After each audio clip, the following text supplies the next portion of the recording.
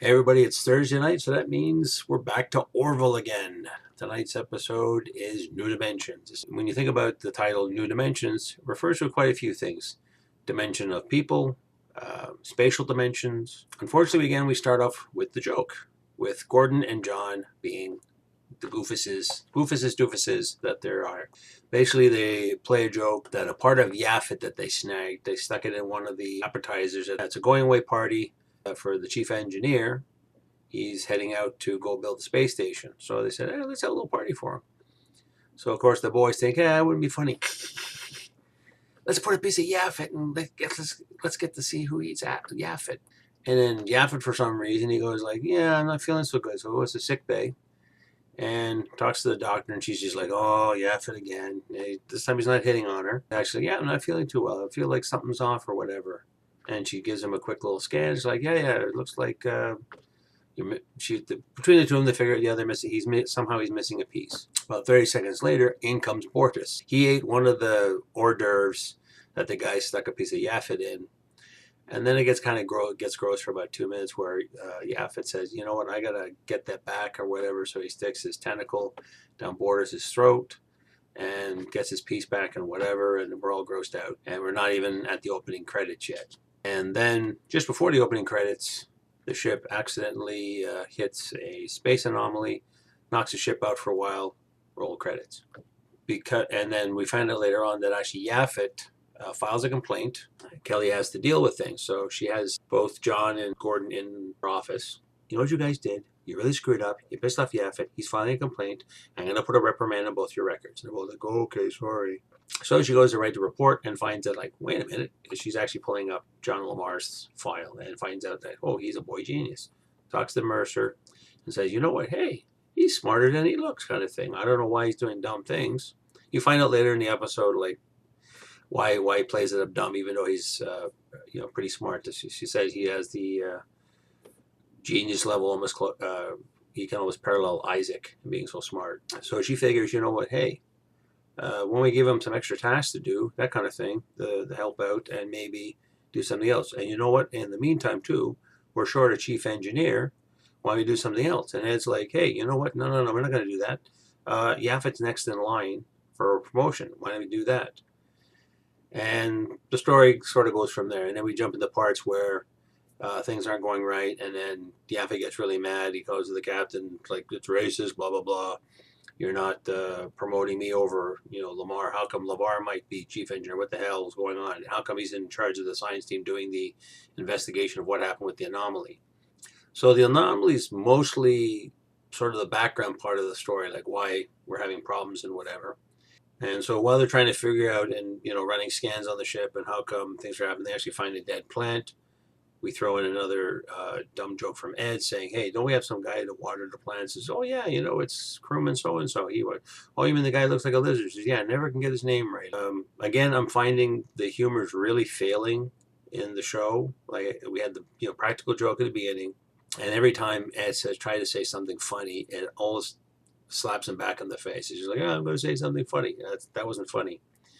Later on, too, he tells another joke, too. And it's like, hey, let's do this. So it's like, I'm trying to be funny. It's like, and everybody's like, no, you weren't. So now they got to figure out, okay, what kind of anomaly is this? And they figure out some kind of a quantum anomaly. Something's affecting time and space. What happens is another ship wanders into the sector that they're in while they're affecting repairs. And the ship is actually going towards the anomaly. They're trying to tell the captain of the ship, instead of listening to Mercer and the gang, he goes flying through the anomaly, comes out the other side, and the ship looks okay. Take a shuttle across to see what's going on. They find out he's dead, and then they find out the reason the guy didn't want to talk with him. He's got a shipload full of krill rifles that he's smuggling. Whoops. So then this is going to bring the krill back into the episode to sort of beef up the suspense. That's why I sort of joked to call the episode Whoops, because a lot of whoops. Whoops, we put a piece of Yaphit inside of Bortus. Whoops, Kelly accidentally says to Ed, yeah, I was just looking out for him, just like I looked out for... It's like, looked out for what? And he's like, then he goes like, wait a minute. You vouched for me. That's how I got the captainship. I didn't get it on my own merit. I did that. And then the rest of the episode, every once in a while, it comes back to them being exes, why did Kelly have to stand up for Ed to get him the captaincy and all this other stuff. And eventually works out in the end that, Mercer has a bit of a, I guess, maybe has a self-confidence problem or something, being a captain. I don't know how the hell, if you don't have confidence and you're in command, then why would you have, your confidence drop because you found out, oh, it wasn't on your own merit. Somebody else just suggested, hey, you should be in charge. And then they come back with, like she said, well, hey, didn't you get Gordon his job because he was kind of washed up as a helmsman, but you vouched for him? And he's like, well, that's not the same thing. And while this little, that's sort of like a bit of the B story, between Kelly and Ed trying to reconcile this thing about her recommending. I mean, if somebody recommended me and say like, hey, I think Peter's a good guy, maybe he might be good in charge of the ship or something. I wouldn't be good in charge of the ship, I can tell you that.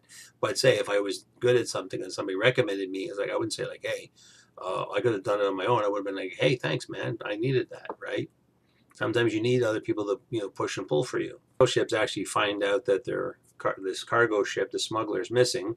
3 ships are coming in, and they're going. And it's like, oh well, the quantum drive's not working. We're kind of screwed right now. We can't get out of here.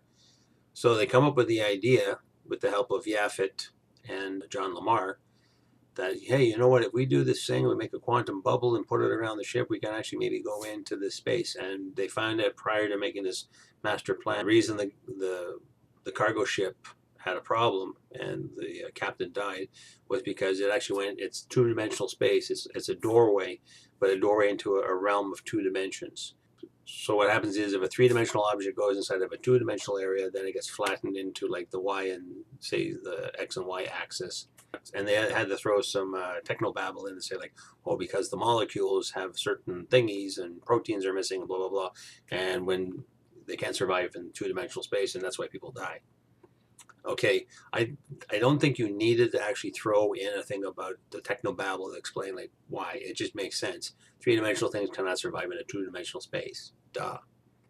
So that's when they figured, okay, you know what? The Krill are showing up. We have no defenses. We're going to sneak into this pocket of 2-dimensional space, see if we can hide out. So if we put a quantum bubble around the ship, that will protect us from getting flattened. And so they go and do that. That was the one cool part of the episode, though, when they went into the dimensional space. Then you get this sort of Tron. Looks like, if you were living on a circuit board, kind of remind me of like 80s Tron, a little bit of Tron Legacy. And there was a Canadian show called Reboot about, creatures, living inside of a computer. It was a really cool visual because you got all the laneways and everything buzzing around as they're flying along. But despite the cool visuals, I felt actually the story writing was really flat with that. And again, every time we got Ed was joking a little too much this episode, I felt too. And it was written by Seth. So there, parts of it were kind of meh for me. Me, me is an actual word. You can Google that. And then the punchline was, which I thought was an odd ending, that LaMarr did get promoted to chief engineer. He's now lieutenant commander, chief engineer. And then I saw shortly after the episode, somebody posted online, oh, look, he's another Geordie. You got Geordie LaForge on Star Trek, and now you've got John LaMarr. And actually, yeah, LaForge, LaMarr. Go figure. I think that was planned. And now, so now he's in charge of engineering. And what threw me was, middle of the episode, Yaphit is raising a stink about like, hey, I should be promoted. Why is LaMarr in charge of the investigation team? It's using our engineers. I work in engineering. I should be in charge of the group. What the hell's going on? And again, talking about racism, he's saying, oh, you don't like gelatinous people. You're being racist. And whatever, and storms out the way blobs storm out. And at the end of this episode, too, I thought, like, wait a minute. He just brought up this big stink about not being made in charge.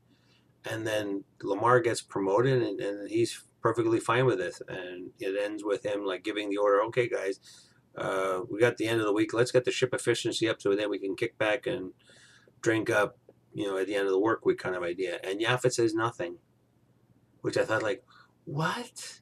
Or can he give him congratulations, or go running to the captain and says, like, hey, I should have been made in charge. Why is he in charge?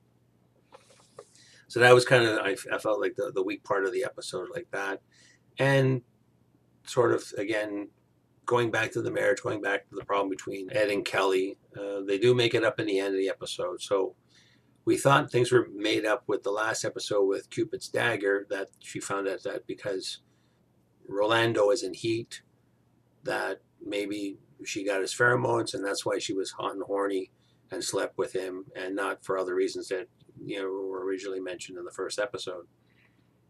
So we went back to an arguing between the two again. Now they make up again. So is this going to be a pattern, or does this finally? Because Ed, slight spoiler, Ed does give Kelly a kiss on the cheek for sticking up for me, and you know what? Look out for me, and I know you got my back, and so they're all smiles and kisses again.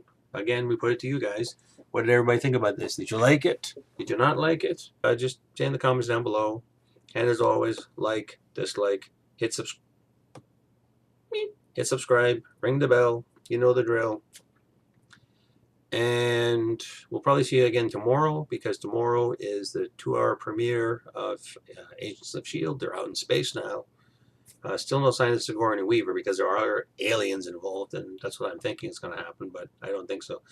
So I'll do a review on that as well. We'll see you then. Later.